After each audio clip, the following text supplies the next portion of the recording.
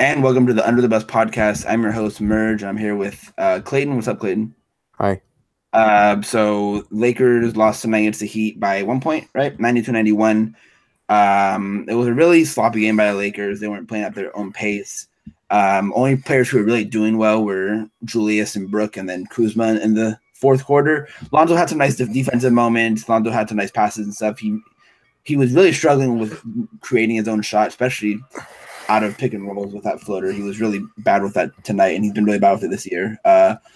But the biggest story from the night is Isaiah Thomas going full Carlton and pulling up in Bam Adebayo and Justice Winslow's face. I think it was Adebayo and Winslow. I think so. And trying to shoot over, 7'5" wingspan Adebayo. Luke said the play was drew up for Julius. There's multiple pictures of Julius wide open under the basket with about 4 seconds left when Isaiah's pulling up, which is unfortunate. And a cutting Lonzo. That too. And this is very notable. He was one of it for the night. I don't know how many points he had. I'm guessing like 6. He had like 6 on the night. I don't really care. He didn't distribute the ball that well either, I'm pretty sure. He had 3 assists and 3 turnovers. So, yeah, he was pretty much nothing today. And that is notable because there was an article from Sam Amick, right? I believe so. From USA Today of Isaiah talking about his time with the Lakers and what he's expecting from free agency. And he said that he's not a 6-man. Or no, what did he say? He's not no 6-man. Yeah. Which I guess he is a 6-man. But yeah. That's just anyway. He had 5 points. He had 5 points, 2 rebounds, 3 assists, 3 turnovers, 2 fouls. He was a -9. Yeah. He was the worst player on the floor tonight, and he played 27 minutes. Him or Zubac? Well, Zubac was bad too, but I mean, like, just going off just straight plus and minus, he was the worst. If we're gonna equate it, like Zubac would have been the worst, yes, but at least Zubac shot well, and IT went 1 for 9, 0 for 2, and then 3 for 4. Yeah. So with him saying what he said, kind of started a debate on Lakers Twitter, and I think there's a general consensus of people on Lakers Twitter. There's a question of who would you rather have if you could sign one of them? It was KCP or Isaiah, and I'm pretty sure 85%, 90% of fans, at least on my timeline, were saying KCP, right? I saw a lot of both, but I get both sides. The main argument for IT, in my opinion, is the cap hold thing, but both of those guys are being renounced. They're being renounced immediately, and I still think there's a chance we can still get KCP. Enough to cap space. If all things are even, like if they're both willing to take the same amount of money, I'm taking KCP every single time. Yeah, I said what, a week or so ago on the podcast that I'd be fine with IT, and that I was leaning towards him, but just he continues to say, stuff like that. And I understand, what else is he going to say? He's a fiery individual. He was, MVP candidate last year, blah, blah, blah. He's 5'9", and he's not good on defense, and he is not what he was last year. He's not 2016, 2017 Boston Celtics Isaiah Thomas, because he is injured still. Yeah, and he's still like 80%. And you still have no idea if he actually is even going to fully regain his health. So, like, even if they were to bring him back next year, it better be only on a 1-year deal, because you do not want to tie long-term money up in that dude. He is going to get money from someone to be a starter. I'm pretty sure he will. I think a team like the Pacers, I can totally see them throwing money at him, or a team that's middling, but not like really good or really bad. I'm trying to think of someone else. Like if Charlotte had the cap space, but I don't think Charlotte has the cap space. I do think there is a chance that Kemba is traded this offseason. If so, then that would probably be the likely replacement, and I would just laugh at that. Yeah, because that's a huge downgrade. Like I'm not even a fan of Kemba, and like that's a huge downgrade. Right. I think he won't be a Laker next year. I think it's more likely that we get KCP because I think that I think that if the Lakers are, and we'll talk about LeBron later, but if they do end up with LeBron and Paul George, I think they would much rather have a guy like KCP who's not as much as IT, especially is not going to hijack the offense. I think he wouldn't, even less he wouldn't if you had stars, you know. Yeah, I mean KCP has a bad shot selection at times, but it's. I mean, he that can be said for a lot of guys on the team. Kuzma has a really bad shot selection too, and Isaiah Thomas clearly does too. Lonzo sometimes does as well. Julius, we can go on the whole team, to be honest. Or I mean, like with Alonzo, sometimes it's just the lack of shot selection. That one always crap out of me. Yeah, I mean, KCP shooting the career average from 3, even factoring in prison. Which was awful when he was going to prison, and I believe he'd be over 40% without that.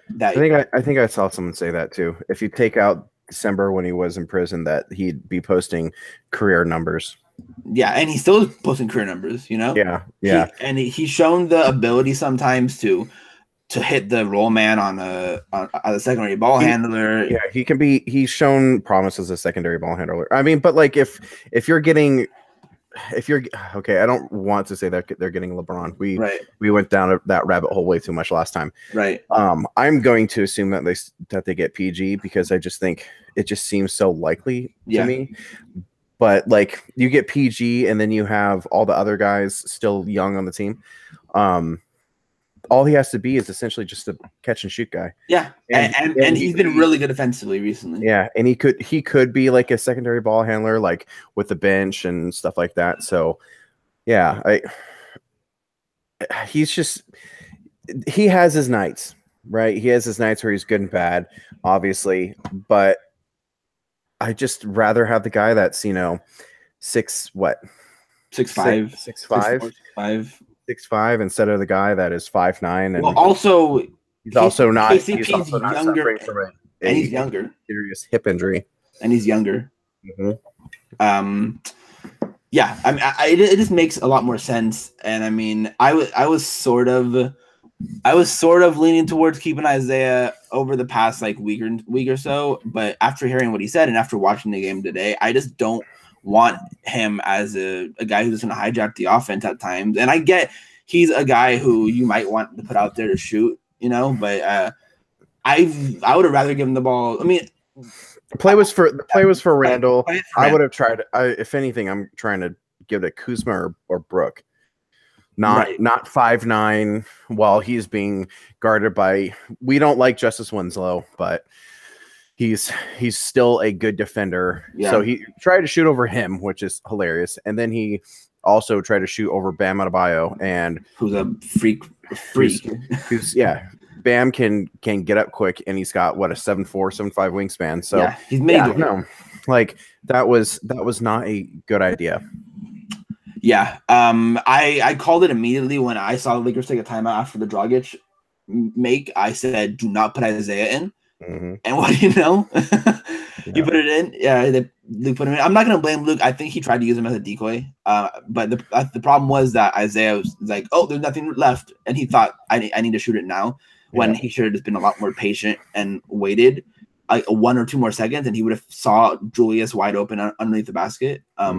Or if he's going to try to go for a shot, at least try to. He always gets in trouble for those jump passes. That would have been a perfect time for a jump pass. Mm-hmm. That would have been a perfect time for it, to make it look like you're going to shoot it and then just dump it to Julius. It's just unfortunate that he's doing it like this. And I've seen some people already on Twitter who think he's overstayed his welcome, as a Laker, and he's only been here for 15 games? Yeah. Something like that. I don't know. It's unfortunate, but we still won the Cavs trade no matter what. I still think that, Yeah. We have a better record than them since the trade. They're under 500. We're 8-5, I think. 9-5, something like that. So, and we're gonna get a pick that's most likely gonna be in the top 22. So we still won that trade. I'm not saying that we shouldn't have done that trade. I just think Isaiah's long-term future is not with the Lakers. I think it's going to be with a team that just throws the most money at him, that's desperate for a point guard. Moving on Orlando. to Orlando would be. Oh God, I feel bad for him already. Yeah, I mean, like that Orlando team is disgusting. It's bad. But Unless I don't want Trae Young to go there. Hey, maybe he won't because he's been so bad and they've been losing a lot of games. yeah. But I just don't want him to go there because I know they're gonna ruin him. They're gonna ruin whoever goes there, man. Poor Jonathan Isaac. He's looked good recently. He has looked good. Mario Zone is almost free too. Oh, free to come to LA, baby. I'm gonna speak this into existence, man. I'm going to speak it into existence. I've been saying it now for what, 4 years, 3 years. We're gonna have a reaction pod after if he does sign it. Oh my word. After any sort of move happens, I guarantee you that Clayton will be more excited when we get Mario than when we get Pokemon. Guaranteed. I've just always loved that dude. I don't know why. And like I would be obviously super happy and I would run around the house screaming, "We got Paul George!" But and then Mario! Yeah, I'm gonna get like a fat head of him. His first reverse dunk that he does with the team, Clayton's just gonna soil himself. Anyway, moving on to Julius Randle. Man, has he been good? He's very good. He's been ridiculous, man. Oh my God. He's been really, really, really, really, really good. Which is actually kind of funny because I didn't think he was really good tonight. Yeah. I don't think it was one of his best games in the last like 5. Like he was 9 for 17, which he should be 10 for 17. That freaking ball was in, man, and then it just popped right out. And then 7 to 9 from the free throw line. Obviously, he got his double-double with 12 rebounds. He's been so good from the free throw line recently. Only 1 turnover, and that's awesome for Julius. Yeah, and he only had 2 assists, but I could have swore he had more. Yeah, I'm pretty sure there was a lot of stuff that like he didn't get credit for or stuff like that. Like it was he got a hockey assist or someone just blew the layup or something. Yeah. I'm at the point with Julius that I think the max I'll give him is 20 mil. I just hope that they don't have to give that much to him. I hope they don't have to. I want him to be paid. I just don't. I just don't. I just think that we have to do it. I just think he's gonna be an all-star, man. He's just. I mean, maybe I'm drinking the Kool-Aid or I don't know, but I don't think he's one of those guys that's going to be crappy. After he gets a huge contract, he just seems like he's just going to be a complete worker the rest of his career, and I really think he's our Draymond. Yeah, I mean, like if the way I would be most happy with that is if they were to get PG and LeBron. I would be just give them all the money you can, pretty much. Yeah. And probably if they were to sign up to a $480 million deal, I probably would be fine with that. But I know that I would just be pooping myself a little bit about it. The main reason why I would prefer to get him for still like 16 is so then you can throw some money at others. I would love to. I'm not saying that I'm starting the deal. I'm starting the contract talks at 20 mil a year. I'm saying that if we have to give him 20 mil, I'm giving him 20 mil. Oh, yeah, I agree with that. Just in this month alone, and this isn't accounting tonight's game because Basketball Reference doesn't update that quick. He is scoring 23 points per game, almost 10 rebounds a game. He's at 9.4, 3.1 assists, almost 1 steal a game, below 3 turnovers a game, and he is shooting 62% from the field on 77% from the free throw line on 8 attempts per game. Yep, he's a monster. He's a monster. He's next year.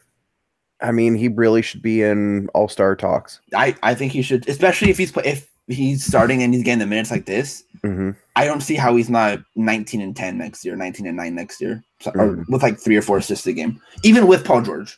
I agree. And it's almost to the point. I mean, I don't think he has the ceiling of Lonzo and Ingram, but I Mhm. think he's our best player this year, and I think he'll be our second best player next year if we get Paul George, and our third best player if we get LeBron. Yeah.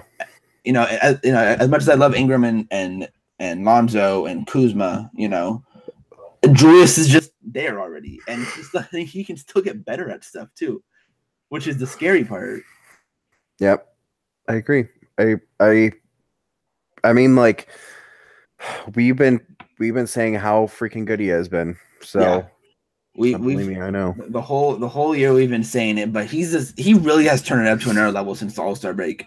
Yeah, it's been something spectacular to watch. Let me just expand it from the All-Star break. From the All-Star break, he's 21 10 4 21 10 and 4 on 61% from the field and 73% from the free throw line. That's All-Star numbers. It might be tough with some of the big men in the West, and I'm not saying he makes it, but he has to be in the talks next year if we have him and he's playing like this, Mm-hmm.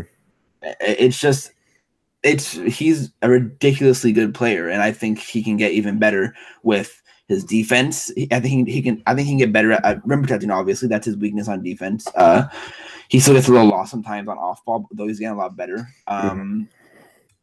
His shooting, I think the shot is near there. I think it's not there. Like I think people think it's nowhere close. I think he just doesn't show it a lot, and it's closer than people think it is.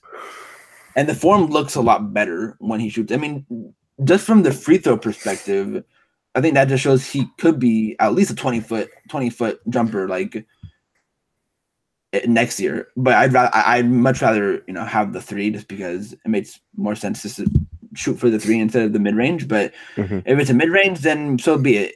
If teams start going out to him on the perimeter, he's gonna toast every single defender who defends him.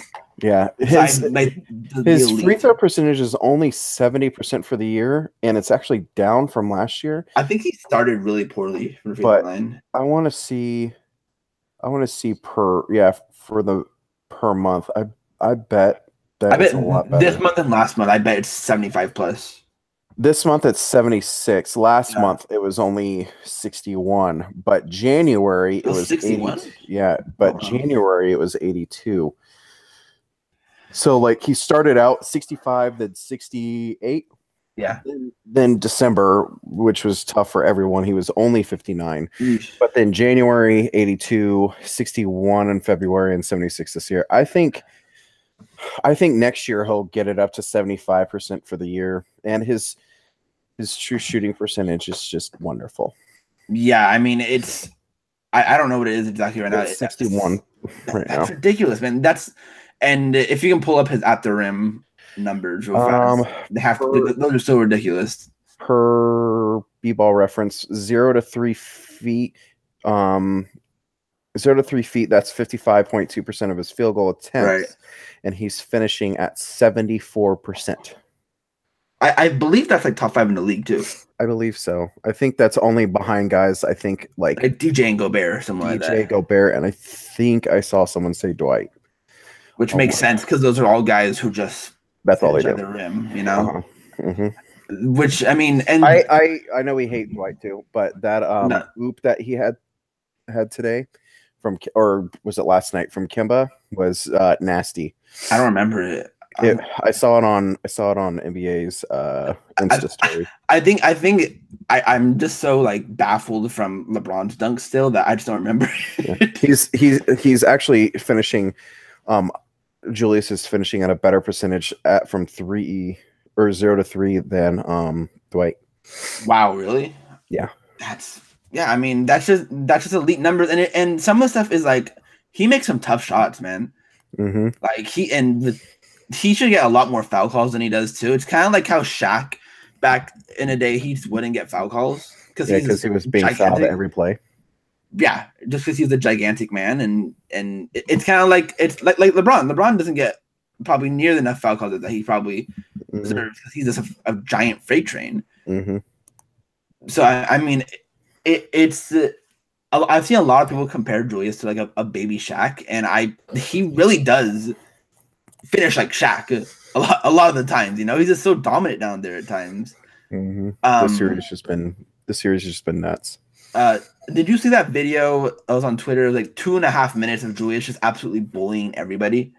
No, I didn't see Oh that. my gosh, I'll have to find it for you later. But it's like remember when we played the Cavs and he did like a spin move on Jeff Green, or like when he shoved Jeff Green down and he just walked over him and laid it up. Like he does some ridiculous stuff down there. But I'm at the point where I'll be very, very upset if he's not a Laker next year. It would be a priority for the Lakers front office. I think he deserves that, and he wants to be here. He said multiple times. Yeah. And I mean, and another sort of good thing for the Lakers, the team that's rumored to be the most competitive to get him, which is the Dallas Mavericks. Wesley Matthews just got injured, and I think they're kind of hoping on him declining that option to sort of go after Julius. Mm-hmm. And I would be baffled if Wesley does not decline, if he does not pick up that option. Oh yeah, no, I totally agree. Totally agree. He's going to pick that up because it's almost 19 million. I think it's 18.6. So yeah, no, he's going to pick that up. Yeah. This isn't like when he tore his Achilles. Like he's now a couple years older. These stress fractures have been slowing a few people down lately. Shout out to Nerlens Noel for finally showing almost got a 5x5 today. Yeah, finally showing some stuff. Maybe if Rick Carlisle would have played him earlier. I mean, you gotta play Maxi Kleber. You gotta play him, man. Yeah. I'll only remember Kleber for dunking on Julius that one game in Dallas. And that's pretty much all I remember him for. Anyway, let's move on to a little bit more of a more talk for the offseason. The Lakers have the Cleveland Cavaliers pick. Currently, it is at 21 on Tankathon, and they're only a half a game from being at 18, which is absolutely just absurd. That the Lakers were able to pick that up. And the talk recently has been that people think the Lakers are going to trade it. Like it's almost a for sure thing that they'll trade it. And I know me and you are, well, I mean, we love the draft list in general, but so like if we don't have to trade that pick, we want to keep it. So what do you think of the argument of let's trade it to get rid of Deng's contract or just keeping it and waiting and seeing? I think that really just depends on if you're getting those behind the scenes talks with LeBron. If LeBron is willing to come, then I guess yes, you trade it to get rid of Deng. But then if it's so high now, then you don't attach a whole bunch of other stuff to get rid of Deng. And also Pincus the other day said that he doesn't think it would be so difficult to deal Deng in this offseason. Yeah, and he said what the Cavs picking like $5 million, right? Yeah. Well, that at least it would be a good starting point. Like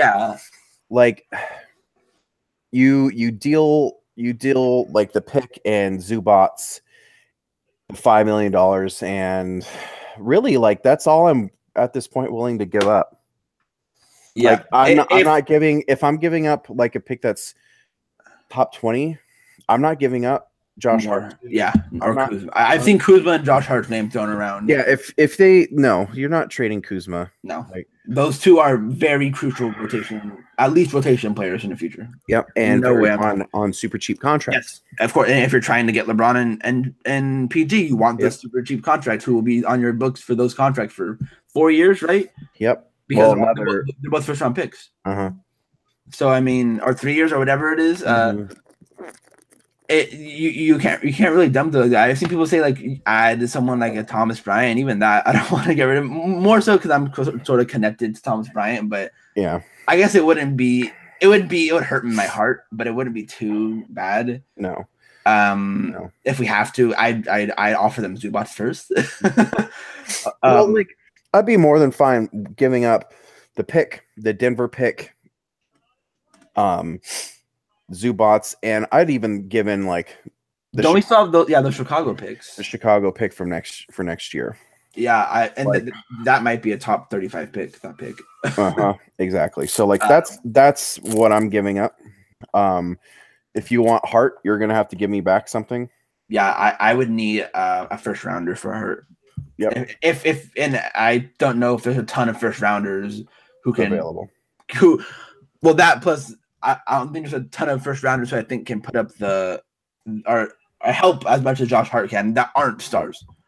Yep, and help in the ways that would fit perfectly with Paul George and LeBron. Yeah, I mean, especially LeBron. He's a guy that LeBron's a guy that you want to put a lineup out there with LeBron and shooters. Yeah, and Josh Hart is literally a shooter and defender. You know. Yep. So if LeBron does not say through back channels, yes, I'm coming. Like if he just is like, well, I don't know, then I'm keeping that pick and I'm just holding on to Deng for another year because, like, I think even next year, next summer, it's going to be even easier to get rid of Deng. Yeah, because it's a 1-year deal, or you could just stretch him, Yeah. Or I mean, you could literally do the Pincus idea of extending him and then stretching him out over a long period of time. I don't really want to do that. That's just you don't want to have like $3 million of dead money. I mean, that's for the next 11 years. That's how you lose out on the Nwabas of the world, Yeah. Which I mean, Nwaba compared to like getting LeBron, blah blah blah. No, obviously. But I mean, how often do we talk about the back end of contract or the back end of the roster? That's a topic between you, me, and Nas all the time. And we saw against the Warriors how the Lakers weren't very. I mean, I know we were missing 3 of our very important rotation players. Yeah. But I think every good team needs a guy who can fill that role, at least half of what that person. Yeah. Just look. I mean, if everyone that listens to us, then they'll be listening to Laker Film Room. Yeah. They're on one of their last pods. I think it might even been the very last one that they talked about. It was focused on the back end of the roster. We do that a lot, obviously, because we just like to tinker with stuff like that. But literally, if you have a better end of the roster, you're looking at probably another win or 2, because we had injuries that were bad during December. Yeah, we don't want to have another situation that Tyler Ennis is starting. We've had injuries. Games. We've had injuries bad now. Like cut Ennis, promote Caruso. We've literally been preseason. We've been saying that since preseason. Caruso has shown that he's a better player. I mean, like Nas has said that it has to be some type of favor to the agent, and that's literally the only thing I can think of. Because he has been so freaking bad. He might have like 1 or 2 games this season that he's been okay, but that's it. Yeah, I mean the most defense he's played is on Twitter when he's blocked half of Lakers Twitter. Hey, he hasn't blocked me, so I guess I'm still for finally. Yeah. You're like one of the few apparently, along with our buddy Ralph. But I guess I never added him. I don't know. I never did either. But right now Ennis is shooting 39.7% from the field, 25% from 3, and 70% from the free throw line, which, I mean, the free throw line is whatever because he's only taken half of free throw attempt per game. His true shooting percentage is 45%. So like last year, people stupidly fell for his 22 games with the Lakers where he shot. Have some like absurd he had a true shooting percentage with the Lakers of 55%. No. Didn't he? He had some sort of jump shot analytic that was really high. Yeah, it was like elite level. When when Mike D'Antoni gives up on a point guard, yeah, I'm giving up on that point guard. D'Antoni made me think Earl Clark was a really good rotation player. Yep. He made me think Kendall Marshall was a serviceable point guard. Yep. That guy is a wizard. Like he's been awful. You going into the year with him as your backup over Caruso, which Caruso, like starting out the year, I guess is kind of like, okay, whatever, because the last bit. But then when he was starting games in December and when he was he's played in 41 games. Oh my, that's 40 too much. Yeah. This decision has been a long time coming, and I just don't understand how you haven't made that call yet. It's blatant to everyone.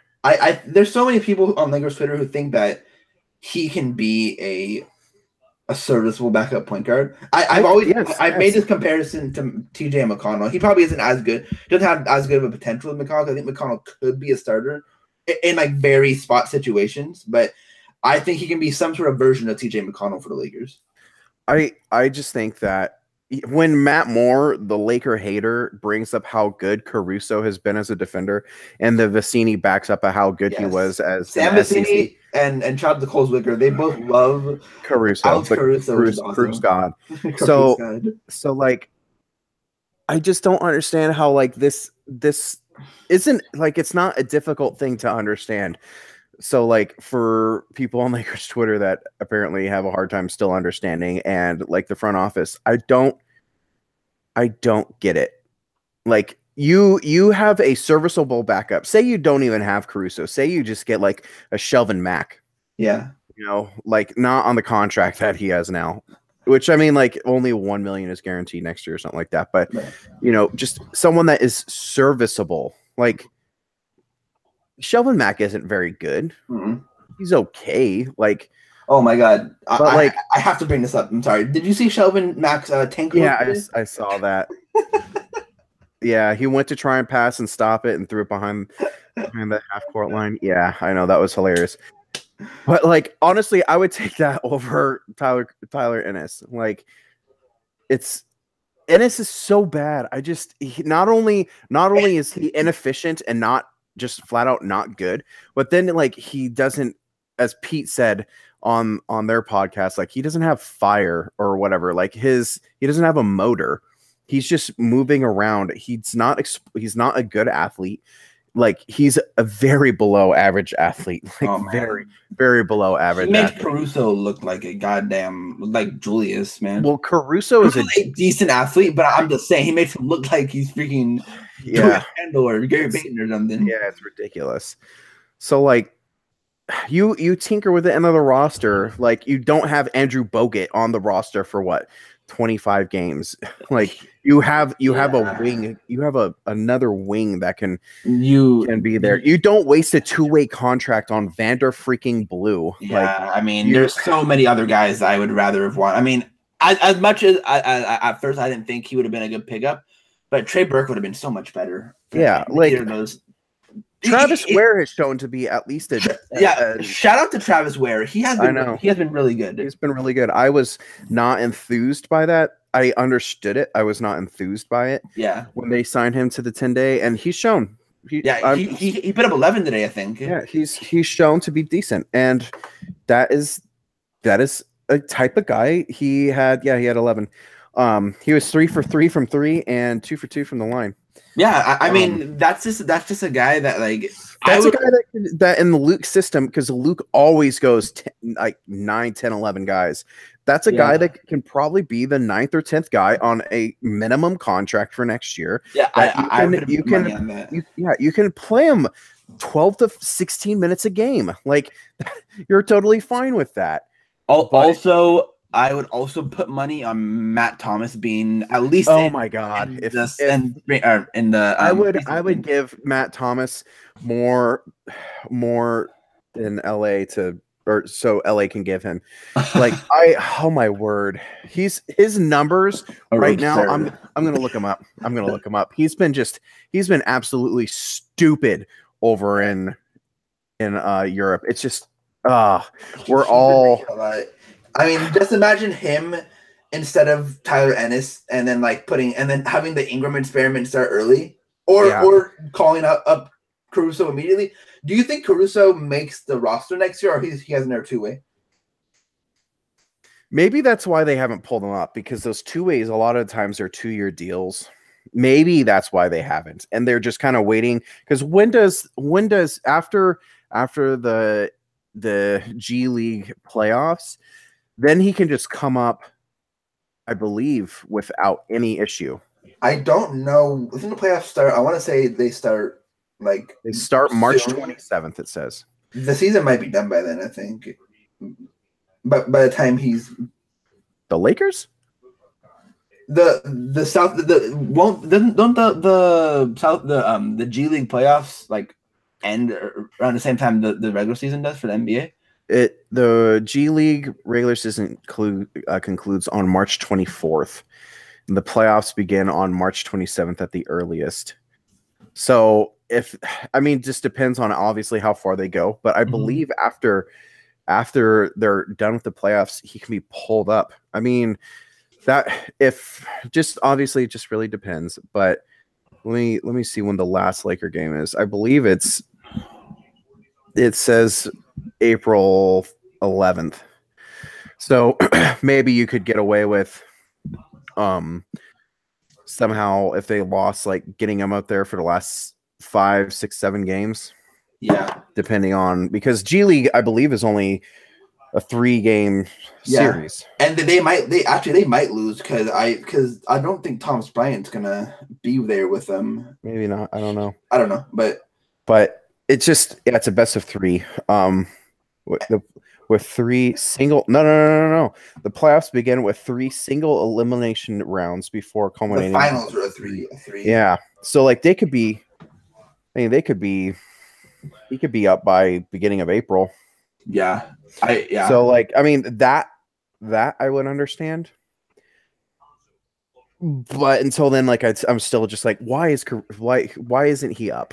Like it just I think Caruso has shown more in like one game this year than Ennis has like the whole year. Like that game, there was a game we beat the Knicks and Caruso put up like 10 and like 8 or something like that. Like and he does. We've said this before. He's like a baby, like a poor man's Lonzo in some sorts, like where he just pushes the ball. Yep. And that's all we really need from the point guard, to push the ball and just play good defense. And Caruso plays good defense. Yeah. And maybe Caruso needs like to be more aggressive sometimes, but that's better than just how Ennis have like, I'm going to the rim right now and I don't care if anyone blocks me. Yeah, which is so weird because like he's so crappy. Like he just really is. The game against Toronto, Caruso had 11 points on 5 of 6 shooting. That was gonna get blown out. And 5 assists. Yeah, but he was still +4. The one against the Knicks, he had 9 and 8. So yeah, that was the game I was talking about. He was a +24. Oh my word, that's wonderful. Yeah, I remember he played like 30 minutes that game. Yeah, too. Yep, 30 minutes and 35 seconds. But like, yeah, get like just for like, man. I'm sure there's gonna be undrafted guys who are much better than Tyler Ennis. Man, I agree. And again, to bring up our boy Matt Thomas, he is shooting 50% from the field in Europe. Mm-hmm. He's shooting 46.8% from 3. Mm-hmm. Free throw percentage of 94.2, and 15.7 points per game in 27.9 minutes. So like the dude is a shooter. I would give him more than a minimum contract. I'd give him like a $2.5 million contract just to like, hey, just come off the bench and shoot. Yeah. Yeah. That's a big thing that the Lakers need to focus on after so say the Lakers end up with only Paul George, or they get both George and James and they keep Julius or whatever. Once the big things happen or don't happen, they really need to focus on end the bench 8, 9, 10, 11, 12 guys, Yeah. And I think, we've brought up Hazonia before. He's a guy who give you 15 to 20. If you really want a really good backup point guard, go ahead and throw money at Fred VanVleet. He's a restricted free agent. I know they really like him up in Toronto, but they also have DeLon Wright. Yeah, DeLon Wright. There you go. Thank you. Yeah, it wouldn't be. He's been good too this year. But you need a legitimate backup point guard, and like there's someone who can run pick and rolls, man. There's several guys that can do that. Like just be not even a legitimate, just a serviceable backup point guard. Yeah. Like VanVleet's a legit backup point guard. freaking like seriously, I still say Caruso could be a totally fine backup. No, like, I do too. I'm just saying, if you want the elite of the elite backup point guard, Van Vliet's your guy. Yes, you know? yes. Like having Caruso up would just help a lot. But then just obviously getting rid of just other garbage on the back of the roster, you know. Like we don't need it. Like I don't understand why Gary Payton. We got Gary Payton in a second. Yeah, I mean, like I obviously love him, but like they're not really using the two ways a lot right now, which is weird because besides Caruso, because like, come on, man, just come on. Yeah. Yeah. I would rather play Gary Payton the second over freaking Ennis. Like I do not understand. I said this. I mean, we've got so many wasted roster spots. Like, yeah, that's the only thing I think the front office has not done a good job with is that back end, which is something like most of the time you're not going to nitpick. But the problem is like every team goes through stretches like this, and then when it happens, you nitpick the crap out of it because you failed to like. This is something that you and me have gone back and forth with over the last few years. Like when I get so pissed off about having Ron Artest on the team, I don't know what that is. I'm not gonna say that stupid name. The panda's friend. I'm not gonna say either of those stupid names. It's Ron Artest. I don't care if you legally. That's the guy who elbowed it. No, that was World Peace actually. Yeah, it's stupid. Like just currently on the roster that make no sense. Derek Williams makes no sense to me. Yeah, that was super uninspired. He was really bad in that Warriors game. I would have rather. I said this when we got Peyton and Nigel Hayes. I would have rather flipped them. I would have rather given Peyton the 10-day and given Hayes the 2-way because we could have used them right now. You know. Yeah. Put Travis Ware at the small forward and have Nigel Hayes be the power forward off the bench who, instead of Derek Williams, especially with Ingram hurt and Josh Hart hurt. So like so Derek Williams on a 10-day, whatever, but that's a wasted roster spot because I understand he's athletic. Yeah. I know that's fun. He sucks. Yeah, he sucks. I mean, like he's just always sucked. It never translated from Arizona. Tyler Ennis, we've spoken at length about how just absolute worse. Basura he is just garbage. Then you go up Luol Deng, like he's not playing. Is he alive? Is he alive? He's alive on Instagram. Like that's about the only way I know he's alive. And sometimes he's on the bench. Like Ivica Zubats had a stretch and then he's looked really bad again recently. Like that is a guy I would be more than willing to give up this offseason. Oh, trust me, I've been talking about other centers at length with draft people. So I know. I've seen you talking with about Jonte and Mitchell Robinson. I know. And like I want to know what Channing Frye would look like right now. Yeah, it's unfortunate he had that appendectomy. Yeah, but like if that happened around the time where buyouts, I would have just freaking bought him out, man. Yeah, like he's not going to play. So you've got currently one roster spot with an injured person in Frye, and then you have Luol Deng who might be dead. You have Zubats who just is up and down, and I understand he's only 20, but he's also taking minutes away from Thomas Bryant. And there was how dare he? Yeah.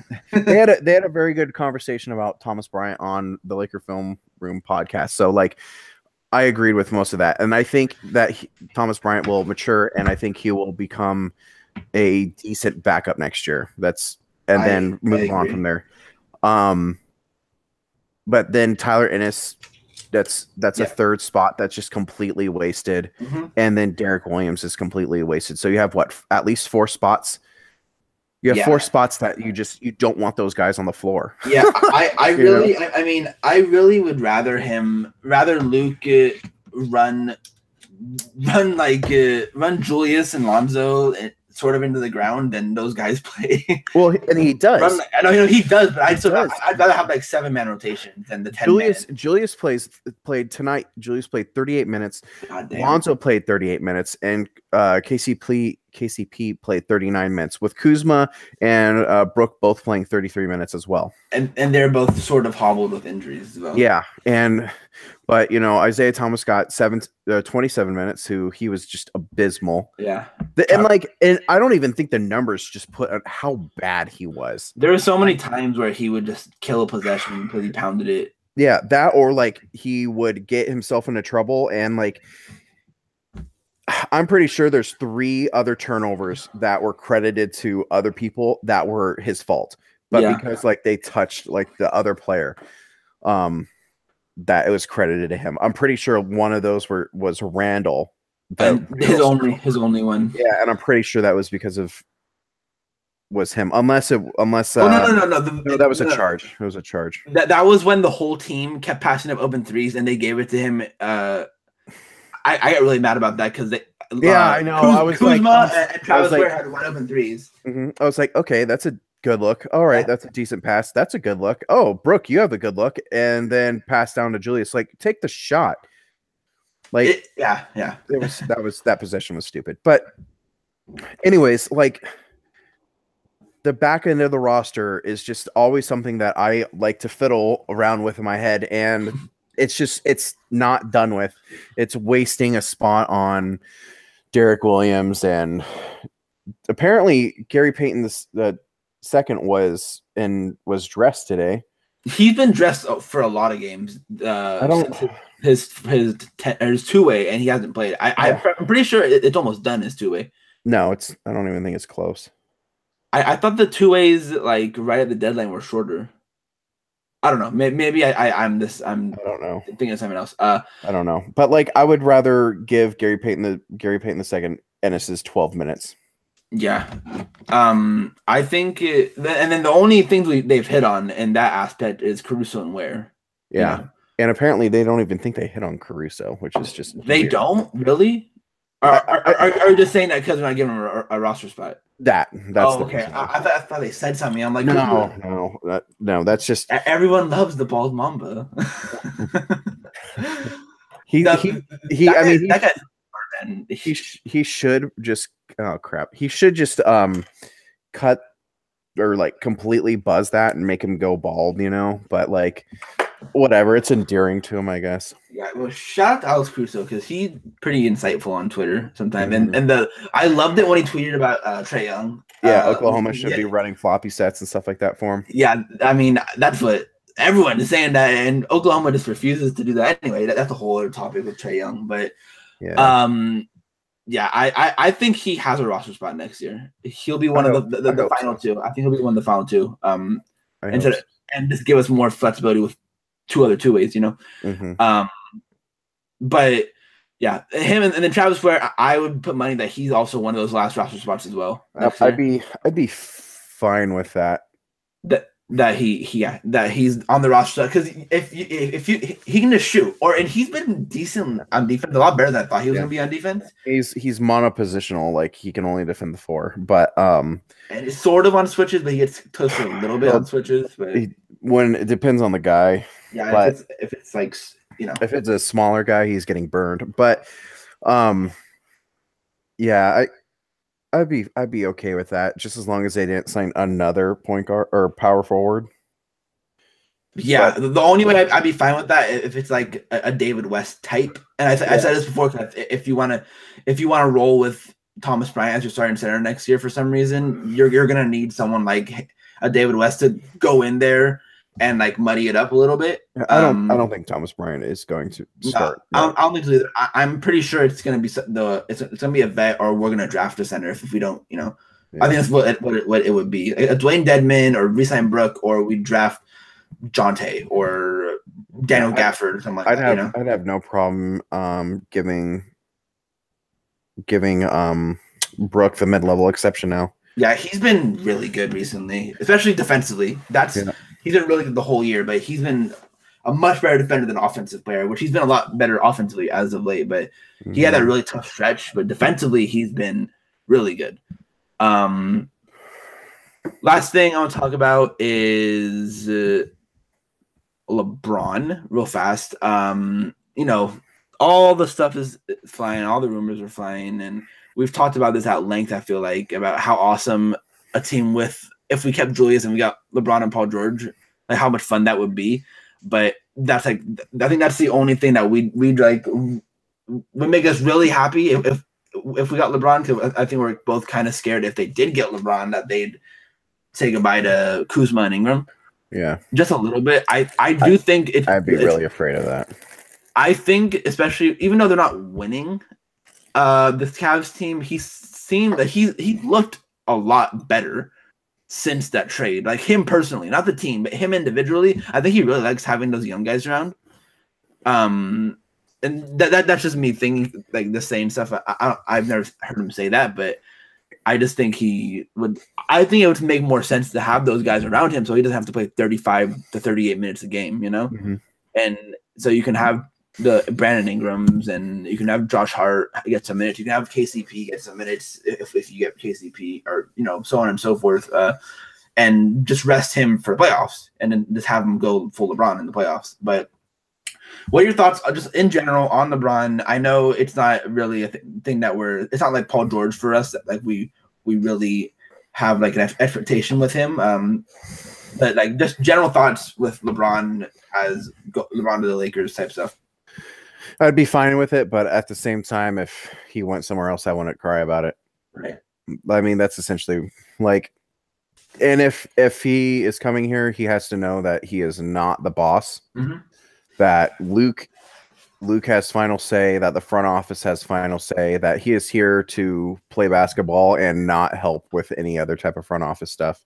Yeah. Or coach. Like, I mean, the only, like, you can be coach on the floor, like that's always a great thing in my opinion, having that coach on the floor. But like, you're not taking control from Luke, Yeah. And I think Luke would be the most, not outgoing. I don't know the word I'm looking for. Assertive. He'd be the most assertive coach he'd ever have in his career. Spo. Spo always seems like a really soft-spoken guy to me, and like he doesn't seem like he would really be like get on someone. I feel like Luke. I mean, he's gone after Hassan plenty of times, and that's a song, and benched him and everything. Like, no, I think Spo, especially by the end of it, was not having any of that.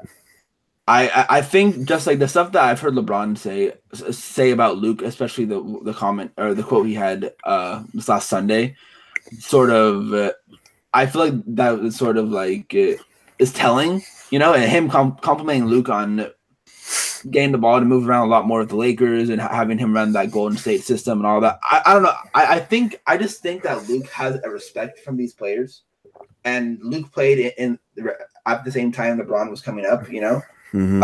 And I just think he has this like a sort of a connect with players that like not that like obviously Byron Scott didn't have, but D'Antoni doesn't really. I mean, he's looked really good in Houston, obviously, but I don't really know if he really has that respect of the players. I don't know. I think I'm more optimistic when it comes to Luke if the Lakers got LeBron. And he would have to know that front office has final say. Luke has final say. We don't want you. We don't want it to be like Cleveland, like it is right now.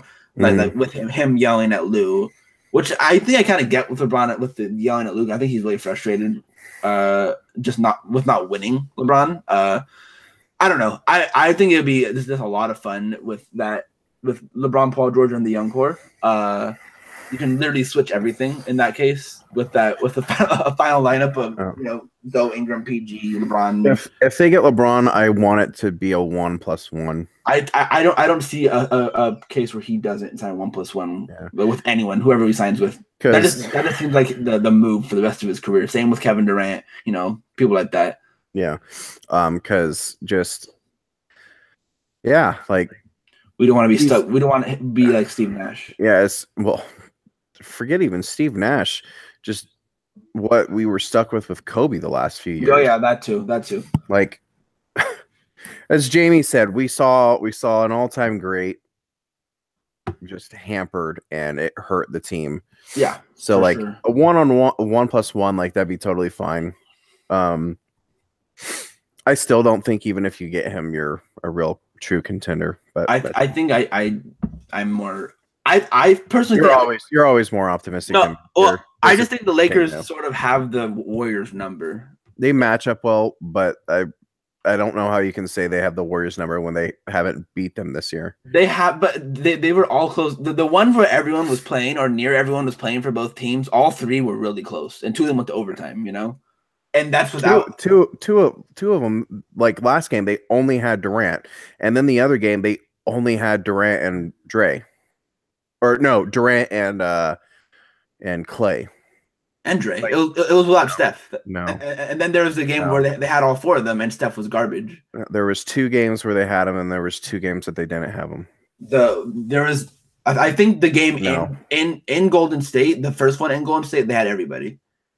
I'm telling you right now, there was a game where Dre and Steph are both out.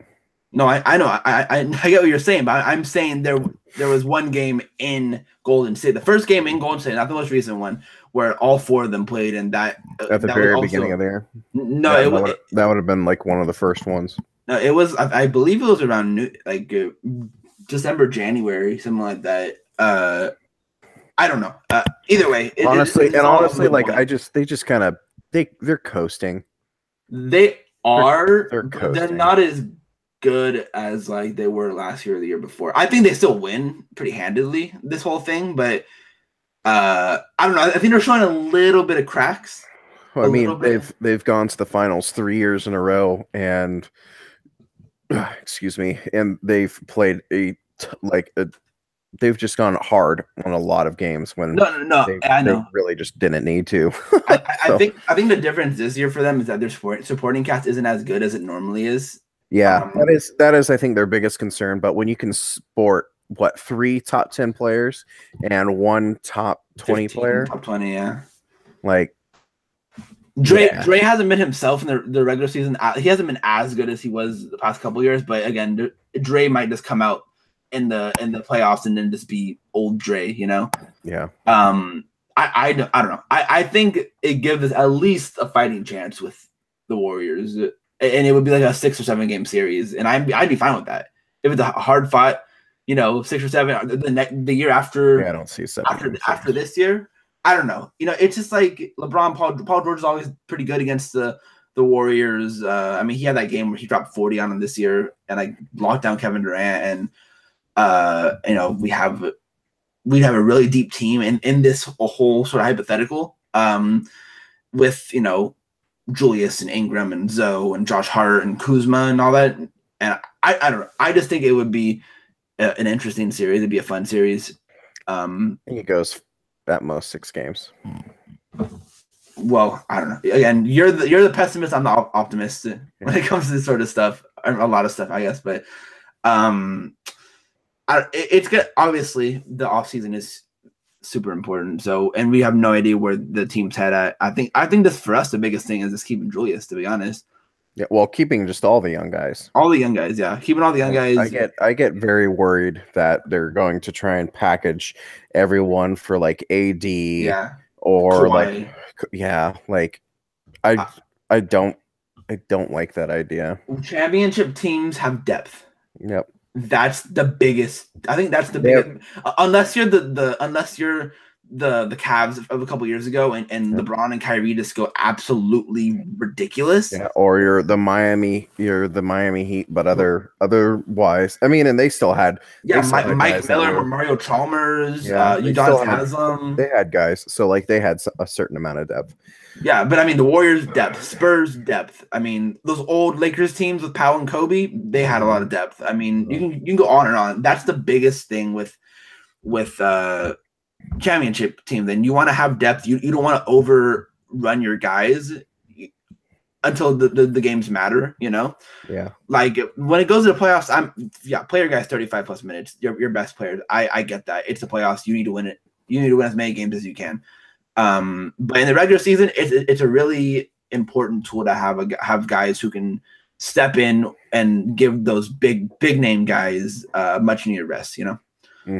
But yeah, I think we're gonna end it here. The Lakers play the Pelicans on Monday. I believe so, but let me check. The Pelicans or the Grizzlies, one of the two, I think.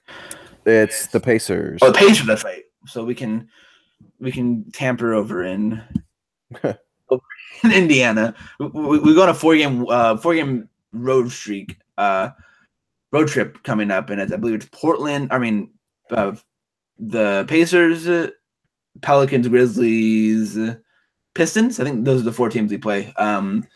So I think that's 3, 4. I think they're all winnable games, to be honest. It just matters. Ingram should be back on Monday. If not, he'll be back on Thursday against Pelicans, in my opinion.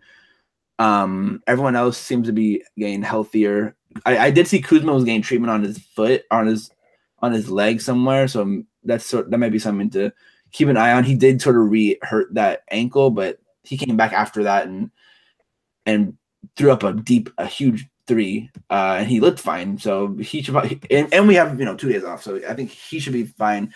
Everyone else is healthy in terms of Lonzo and Julius and Brooke and KCP, so on and so forth. So hopefully we can at least get 3 wins out of that. I think we can win all 4. And yeah, I think that's it. Follow the podcast at Under the Bus Pod. You can follow me at Merge Christian, and you can follow Clayton at Lakers 1949. Stay tuned. We have a lot of plans and work for stuff. We'll sort of get into the details at a later time. And yeah, so stay tuned. Thanks for joining us, and see you guys later. Peace. Bye.